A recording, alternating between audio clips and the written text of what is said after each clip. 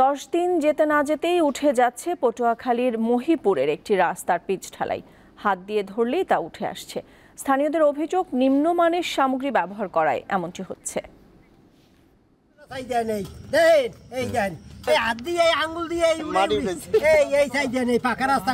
পটুয়াখালীর মহিপুরের সাগর cinema hall থেকে নিজামপুর খেয়াঘাট পর্যন্ত 3.3 কিলোমিটার সড়কের এই বেহাল দশা, অথচ মাত্র 10 দিন আগে রাস্তাটি করা হয়েছে।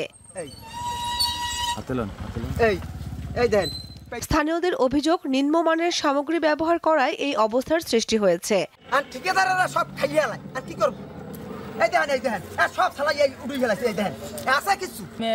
ম্যানেজার আসলে যে এই রাস্তায় যে দায়িত্ব আলে হেলি ডাকলইছি পর আমার বিভিন্ন ভাষা খারাপ করে কথা কইছে। ঠিকাদারের গাফিলতি ও কর্তৃপক্ষের উদাসীনতায় ক্ষোভ প্রকাশ করেন অনেকে। শেষ হয়েছে 10-15 দিন হয়, 10-15 দিনের পরেই এরা যাইতে পারে না। এর আগেই আপনার রাস্তাটা নর্মাল 20-30 জায়গা থেকেই হয়েছে।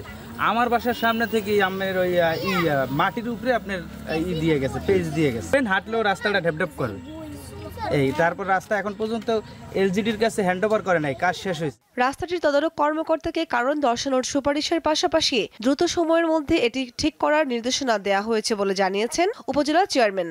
7 দিনের মধ্যে আবার নতুন করে ঠিকাদার এই রাস্তা প্রস্তুত করে হস্তান্তর করবে, তুরন্ত বিল দেওয়া হয়নি। 1,33 লাখ টাকা ব্যয়ে সড়কটির কাজ করে শহীদুল এন্টারপ্রাইজ নামের ঠিকাদারি প্রতিষ্ঠান। এই বিষয়ে ক্যামেরার সামনে কথা বলতে রাজি হননি কলাপাড়া উপজেলা প্রকৌশলী।